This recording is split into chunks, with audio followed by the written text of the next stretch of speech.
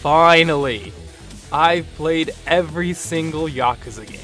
Thanks to Sega remastering Yakuza 3, 4, and 5 all on PlayStation 4, I finally got a chance to play them. It's been a long journey of beating people up in good old Kamurocho, so why don't we reflect my journeys through these streets? Let's go ahead and start with a title I initially missed upon release, but finally got around to playing, Yakuza Kiwami 2.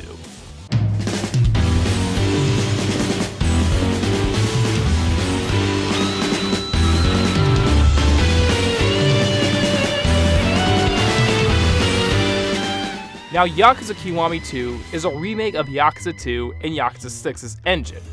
So, in a way, it's stuck between wanting to be a remake or mechanically a sequel to 6. In this way, I feel Kiwami 2 is a much stronger title in comparison to the original Kiwami, and seeing Sotenbori in the Dragon engine is surely a beaut. The combat has been improved by adding more moves, less emphasis on extreme heat mode, and bosses have multiple health bars now. It's more balanced now and makes for a refined gameplay experience. It still has the funny ragdoll attacks and physics that is signature to the engine, but I honestly love this in 6, and attacks feel brutal this way. Kamurocho has a lot of stuff to do, as always, and in a way it's a celebration of what the series has accomplished at this point. Many games from the previous game return, like the Cabaret Club from 0, or a much more refined clan creator from 6, now taking on the theme of the Majima construction. And of course, the short Majima saga, which acts as a prologue to the events of Yakuza 2, and an epilogue to 0. Honestly, I feel like Kiwami 2 is a great entry, but I have some problems in how the game remakes the story of 2. The complaints I have first stem from how certain elements were redone, and proper care wasn't taken to replicate those elements. The long story short is that I feel this game shouldn't be played in replacement of 2, rather as a sequel to 6 with 2's story remade. I'll go into more details when I get into the spoiler section of this video, but I still give Kiwami 2 a strong recommendation. I had a blast playing it. Now before I get to the other 3 games, I should just review the Remastered collection in general. They are the definitive versions of the PS3 Yakuza games. All games run at 60 frames per second, improve details and textures, and they play like they should. Yakuza 3 was the best to benefit from this remaster because, well, the original English PS3 release had a lot of cut content and honestly less accurate localization. This isn't the case anymore since all the content is here from the games, and the entire script has been retranslated to fit with the original Japanese version. For example, Riona and Mitsuo's racism context that was toned down in the original release was restored in this remaster. Majima's subtitles have a more country dialect to them, lines that sounded awkward flow better in the remasters, and they added singable English lyrics to all the karaoke songs in each game. There was also some quality of life changes, like in Yakuza 5's comedic duo side quest. There was a meter added for the timing of the punchlines, making it a whole lot easier for Western players. My only gripe with these versions is that it isn't full 1080p. It's presented with a mix of 900 and 1080, so much that it's weirdly letterboxed. Sega's recent titles have been doing this too, and I honestly still don't get why. I heard on PS4 Pro that it is proper 1080p, but I still don't get why this is the case on base PS4. If you're gonna advertise 1080p, then truly do it, please. But hey, enough about that gripe. Let's move on to Yakuza 3. Aru. Sapor, play Hylix 2. Okay, got it. And my man, you gotta stop talking about Sakura Wars 2. No. There's no change in the plan. Bye. As the first mainline Yakuza title on PlayStation 3, Yakuza 3 does show its age. The animations have dated poorly, some models don't look as polished, and textures can look a little drab. And while some players might find this game unplayable, I don't. If you were to ask me my least favorite, depending on the day, I might say this one. It's far from a bad game. In fact, lots of what makes Yakuza enjoyable is all here.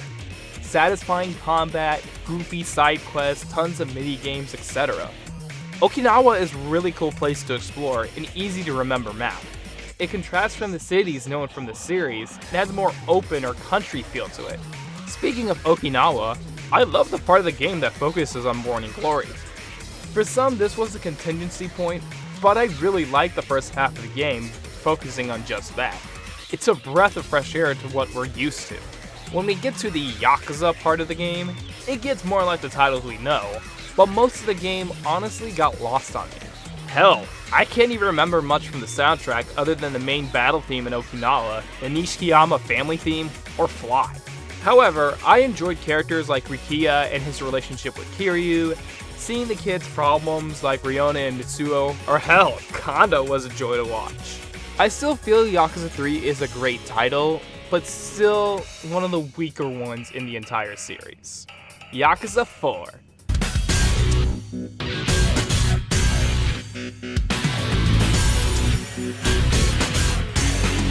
Surprisingly, this isn't my first time playing Yakuza 4, but when I did initially, I stopped right before Akiyama's section ended because I wasn't sure what to do or where to go.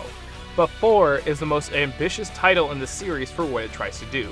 We have 4 playable protagonists, all with different combat styles and a story that starts off strong, then really falls apart toward the end. We start off with Akiyama, who focuses on kicks and dodges. He's one of the more faster characters, and his story departs from the Yakuza formula immediately. I mean, you're playing as a guy who runs a finance company. The tone shifts more drastically when we play as Saejima, a criminal who's slow but a hard hitter. You have to do your combos and charge your attacks to get the maximum damage off them, and launch enemies into certain areas or positions to trigger Saejima's specials. His part of the story is the most intriguing, especially what's set up against him in his journey to overcome it. Tanimura then becomes playable, and honestly, he's probably one of my favorite Yakuza protagonists. His playstyle was cool because he focuses on parries and grabs. It's great to base the moveset on, and he has tons of combinations to mess around with. He's kind of a deadbeat detective, and the story focuses more on him as he moves it forward. Like I said, he was my favorite to play with. Kiryu in this game feels like a grumpy old man who just comes in to get everyone together. He's overpowered because you can get the Tiger Drop almost immediately in the game, but after all this time, isn't he meant to be a beast? The game only focuses on Kamurocho, and I prefer that. They built upon the city vertically, as there's new underground areas and rooftops. I'm glad the focus was just on the town, and it helped sell the feel of these 4 men from Kamurocho setting the record straight here. Content-wise, it's pretty big with a ton of side quests and activities for each character to learn and do. It's almost insane how much was put in the game. It might be a little bloated, but it doesn't go too overboard. I actually did all the side quests, and I actually finally beat the Amon family. I felt dedicated to finish this title, but to really sell how much I really love this title, I need to go into story spoilers, so we'll get into that later. Now, Yakuza 5.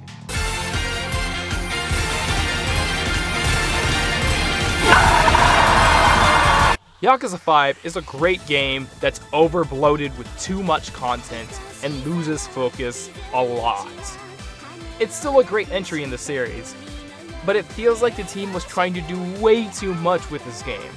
You have 4.5 playable characters with Kiryu, Saejima, and Akiyama, and newcomers Haruka and Shinada. 5 starts out with Kiryu and Fukuoka, and this part of the game is great. The taxi driving was a nice minigame, and as the introduction to Kiryu in this new life works very well. The storyline of it was entertaining too, where you meet unique people, but also race in taxis to be the fastest highway driver. Saejima's story was great, but his pacing was a little off. Yakuza 4 kind of did the same thing here, but in 5 they made it a lot worse. You spend a longer time in the prison, then you're introduced to a side story in a snowy village in which you go off hunting and stuff. And then you go to town for like 1 chapter, and then this part is over. Like I said, it's poorly paced. Haruka and Akiyama's part, I actually really liked. You get a break from brawls and get to play as Haruka as she experiences the weird world of Yakuza in her eyes. And she's an idol too, so there's a lot of music and rhythm games to go along with it. Now when I talk about Haruka, I had a lot of fun playing as her because she doesn't get into battles, but she'll have dance battles with other people. It's a good nice break from the other men in the series, and you have to stop thinking like a fighter and more like a high school student with limited spending funds. You do PR related events to boost your fans, image, and performance as an idol, and I loved it. But the song So Much More was overused in these side missions, so much so that I hate it so much. Akiyama is a lot more refined here, and I love his role in the story and what he did for Haruka. He can be a good dad. Shinada is an okay character, and his story arc is alright, but very forgettable. He has the worst moveset in the entire series and is unfun to play as, in my opinion, unless you have a weapon. He can do basic punches and a grapple, but has more advanced weapon attacks. But that still limits Shinada's moveset. His whole deal with baseball leads into a story which happened to be my biggest frustration with him, and I honestly didn't even bother with his side story. All the fighters have a new red heat mechanic, where they have access to more powerful moves that cater to their playstyles. I think the story is alright, but while Yakuza 4 fell apart toward the end, and then you can kind of revel in its lunacy, Yakuza 5 falls apart during the midway point, and by the time I got to Shinada, I was so burned out that I had to take a break from the game. And it just kept going. This is way too long of a game. I just did what was necessary to finish it, and I want to explain more when I get to the spoiler part of this video, which I'll be going into now. From this point out, I will be talking very loosely about the storylines in each game, and yes, heavy spoilers are inbound. So if you still haven't played through a majority of these games, I would recommend leaving the video. If you want to hear my thoughts on the story of each game, I'm just going to list the time cards for each right now.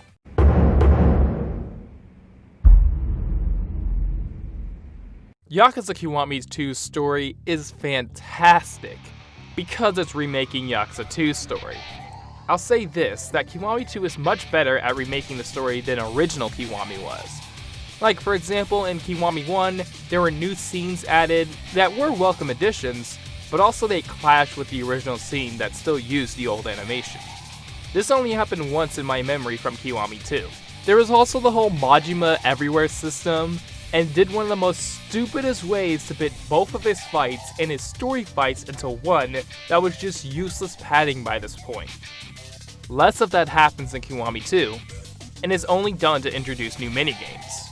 However, Kiwami has the need to make every action more grander or overplay something that should be left subtle. Let's take the infamous rain scene. A masterpiece from the original game was redone poorly here. I don't think they have the rights to use a crazy Ken band anymore, so they settled with the sound of breath, which in my opinion doesn't truly fit the scene. But it gets worse. They commit the critical sin of adding a cartoon sound effect for the stab. It's like the team remaking the game doesn't know what subtlety is. The fact that we saw Kiryu with a knife in him gives away that he was stabbed. We don't need a stupid sound effect for that. There's also the Kaoru laptop scene, which was unfortunately turned into a meme because instead of Kiryu hitting the table, he slams it.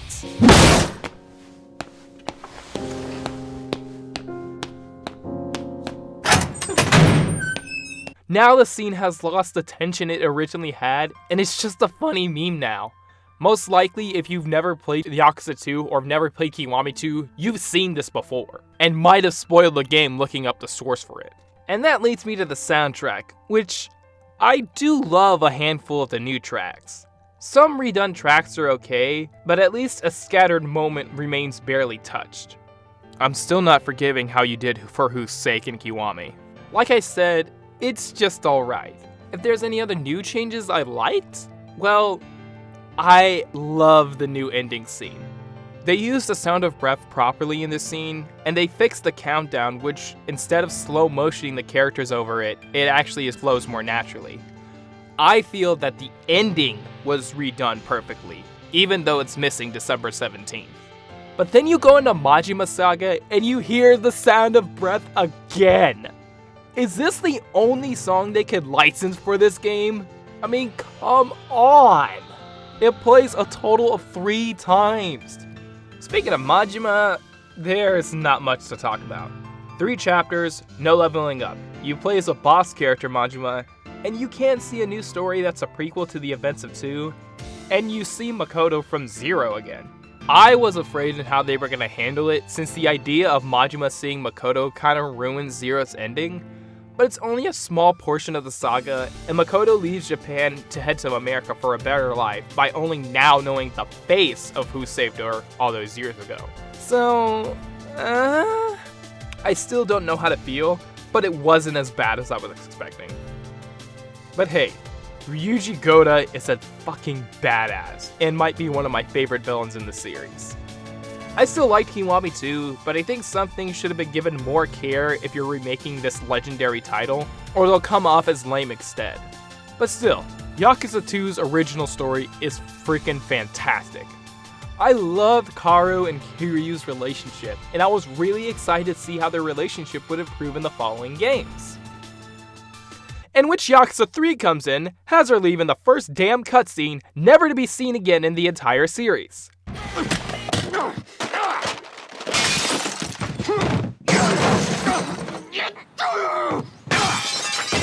Yakuza 3 is a strange title, and it goes in a lot of weird directions. Basically, half of the game is about the orphanage, then the other half gets into your whole Yakuza plots. I feel like Yakuza 6 was a callback to this title because I'm noticing a lot of similarities.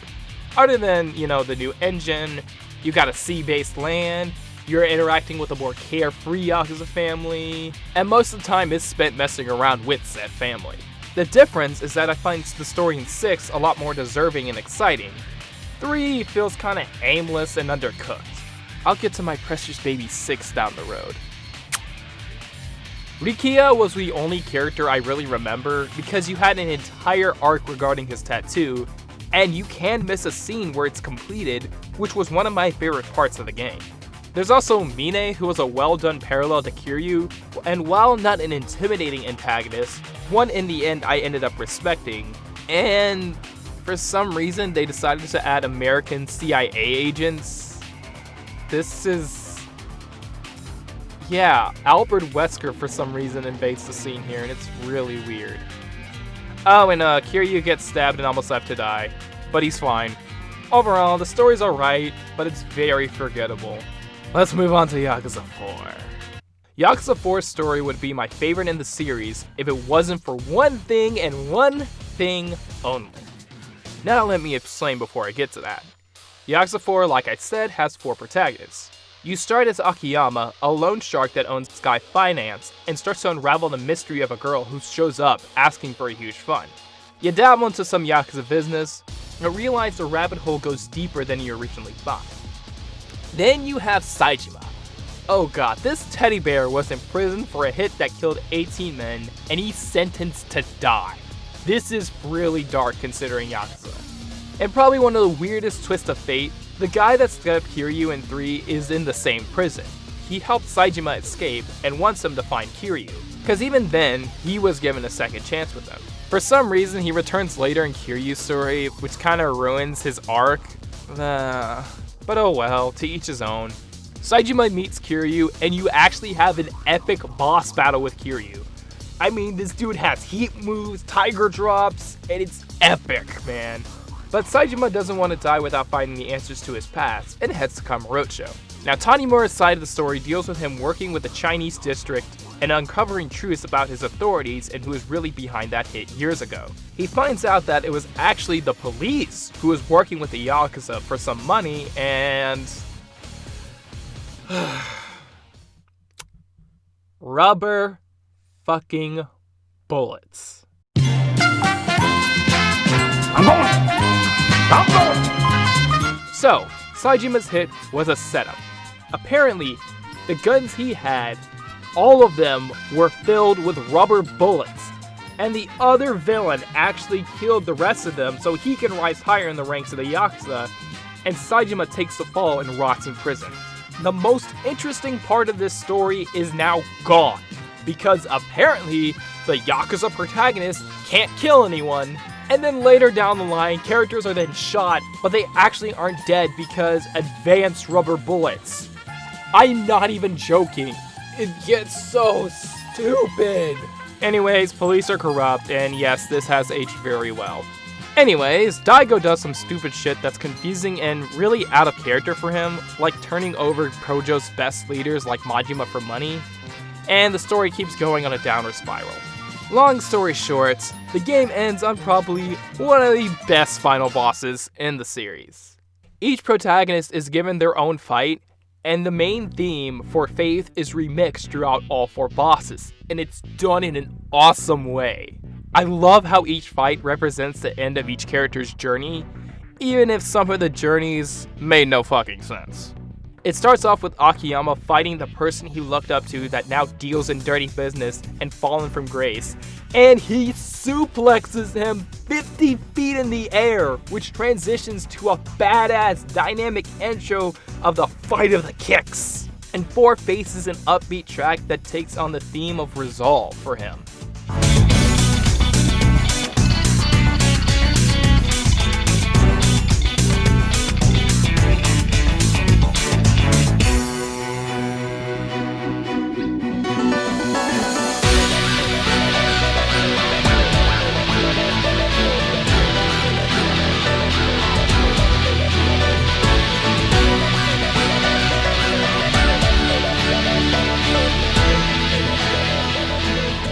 For Faith is a hard, raw track, as Saejima has a testosterone-filled fight with young Kido to test him to see if he's man enough to take on his chance for glory.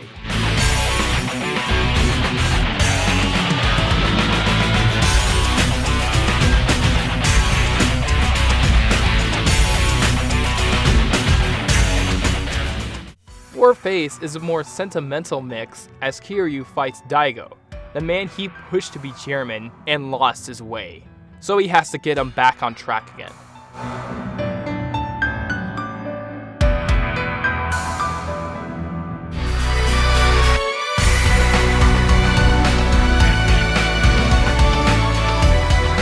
And the grand instrumental version of For Faith wraps it up as Tanimura fights his way through the police force to bring the man who killed his father and kept him in the dark about his corrupt crimes to justice. I love this final boss. Well, not Tanimura's part unless you unlock the armor that allows you to take no bullet damage, but I still love this fight.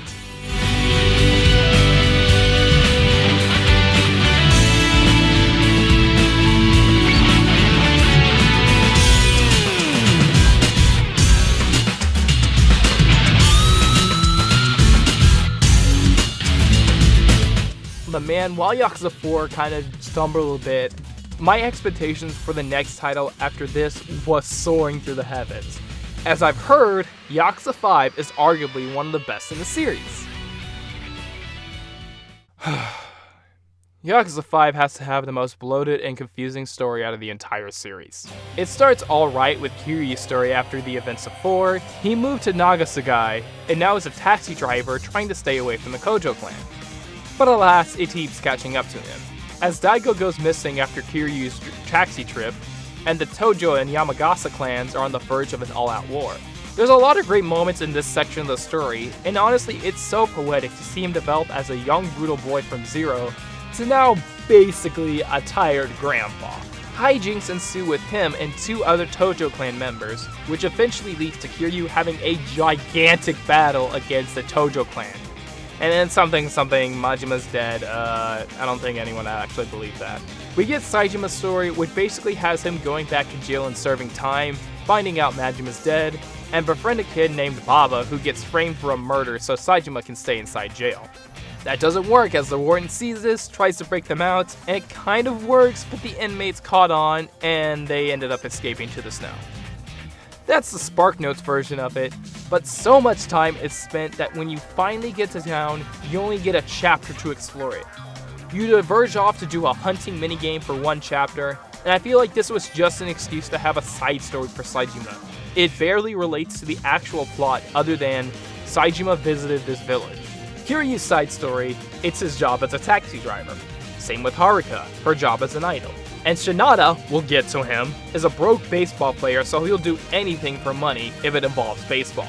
Anyway, they were gonna kidnap this guy who apparently killed Majima, but then twist, Baba is working for the secret bad guy of the game. Haruka's story was a breath of fresh air. She's an idol. she had to disassociate with Kiryu to become one. In exchange, Morning Glory gets money. That's also why Kiryu is a taxi driver. And now, the pressures of being an up-and-coming idol is hard. Her manager, Mireille Park, has a rough exterior at first, but then I honestly grew to love her as she acts like the mom Haruka never had, and sets up that she's gonna meet her apparent ex-husband in Tokyo when she performs at the Japan Dome. Then she dies. I was legitimately pissed at this. Akiyama comes into the fray and goes, "This is my part now." And while I love Akiyama and his sexy ass, he just stole the spotlight from Haruka, and you deal with him investigating the murder case and uncovering where the money went. I just wanted an idol storyline, not for the plot to come and ram its head in and convolute it beyond belief. And honestly, to be fair to Akiyama, his part of the story does get more interesting when you find out there was some dirty business, and we find out that Mireille Park is actually Majima's ex-wife. Which honestly sucks because I would have loved to see some interactions with her and Majima before she kicked the bucket. But nothing compares to our last protagonist. Shinada is the worst protagonist in the series. There, I said it. Yes, his character is endearing, and he goes through some stuff in finding the truth of his banishment from baseball. But what did his story have to do with the main plot? The only thing it reveals is where Daigo was. You don't need an entirely new character to do this. It's padding. You can remove Shinada from the story and nothing would change. Oh god, Yakuza 5's writing is abysmal. Kiryu, you can argue that his story matters. Saijima's does too, but wasting time in jail doesn't help. Haruka and Akiyama's part expands a lot more in the story and starts connecting the dots. But Shinada, he does jack in the story. So you literally waste 4 parts doing this good-for-nothing story about him trying to figure out this baseball controversy. At best, it's okay, but it's not interesting at all and doesn't relate at all to the main story. After Shinada's section of the game, you get an overbloated 4-part finale. Oh god, my head hurts. It fucking hurts. Alright, let's go faster. Haruka's gonna perform at the Japan Dome. It gets cancelled and renewed as she'll be performing with her rivals, which is nicely done. At Kamaro Hills, Kiryu, Saejima, the CEO who currently appeared Park but didn't, and that guy from Kiryu's storyline meet at the top. Then it brings out the true antagonist. Surprise, surprise, it was the detective guy we saw in all the other stories who knows everything and was super suspicious. Great, who would have seen that coming? Daigo comes to save the day, but he doesn't. Oh, and Shinada meets Akiyama. Anyway, stage is set for Haruka and T-Set to make their debut, and since Part took out a big loan for Akiyama to rent out the Japan Dome to have the concert, it's all gung-ho from here, and the 4 boys have to protect her. Kiryu and Akiyama fight in the streets. Saejima and Shinada go underground, and Saejima tells Shinada to straighten up Baba. When Saejima reaches his destination, surprise, surprise, Majima isn't dead. And honestly, we get one of the greatest Majima fights in the entire series. The music is great, Majima has shadow clones, it's so good! But Shinada. Shinada. Okay. Again, it turns out that Baba was working with the detective guy, and he's already at the Japan Dome, and has his gun aimed at Haruka. Basically, if Majima refuses to fight Saejima, he gives a signal and Baba shoots Haruka. But Baba is captivated by Haruka's performance, and decides not to go through with it. It shows how Baba has grown over the course of the game. He's been following orders and betraying the people who were close to him. But at that moment, he decides to live by his own actions and fulfill the dreams that all the characters have been fighting for. But then Shinada shows up, yells baseball jargon at him, and has a meaningless fight with him. What the fuck does this accomplish? He goes off about talking about responsibility for his actions, but what actions? He decided not to shoot Haruka. He was confused at the beginning, but found his way. But no, Shinada needs a final boss. Oh my god. Anyways, all the guys get beat up in Kalamorocho by Akiyama and Kiryu heads to the Tojo office. There, he meets Aizawa. He was one of the guys who found him at the beginning of the game. He's apparently the son of the detective guy, and he wants to take over the clan. There's this guy that Kiryu's first introduced to, and then he's completely forgot about later until the finale, and now you want to set him up as the final boss? Talk about rushed. What follows is, admittedly, a long but awesome final boss fight. You get the best track in the game playing in the back, and Aizawa has so much willpower that if you use a weapon against him, like I foolishly did, he will heal all the weapon damage off him. So yes, you are forced to fight him with your bare hands. It's a fist fight to the death, and it's so awesome. After that fight, Haruka announces her retirement and praises her father Kiryu, and runs to him who's bleeding out in the cold winter snow. Well, that was long. There are definitely some great moments in 5, but it's way too much. The content feels the same way.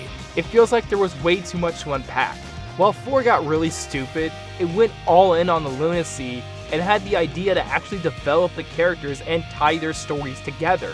So by the time you got to the finale, it made sense in why Kiryu, Akiyama, Saejima, and Tanimura were there. It wasn't Kiryu's story, but that gave everyone else time to shine. 5 tries to do the same, and fails miserably at it because Shinada wasn't woven into the overall narrative. 5 is mostly a Kiryu and Haruka story. This is fine, but if you're gonna have multiple characters in one story, make it make sense. If I were to rank these 3 titles, it would be 4 first, then 5, then 3. I liked 4 so much that I did all the side missions and was able to beat the Amon clan. While 5's story is terrible, it still has enough on offer to keep me coming back. Cause you got 4 towns to explore, wonderful combat, in all honesty probably the best of the PS3 titles, fun side stories, playable Haruka, the works. 3 is way too forgettable for me. It's worth playing, but at times it feels like a slog. If I were to rank all the titles gameplay-wise, it would look like this. Now story-wise, it would look like this. These are all great games, so yeah, play through them all. Some better than others, but you'll have a lot of fun. So, moral of the story, play Yakuza.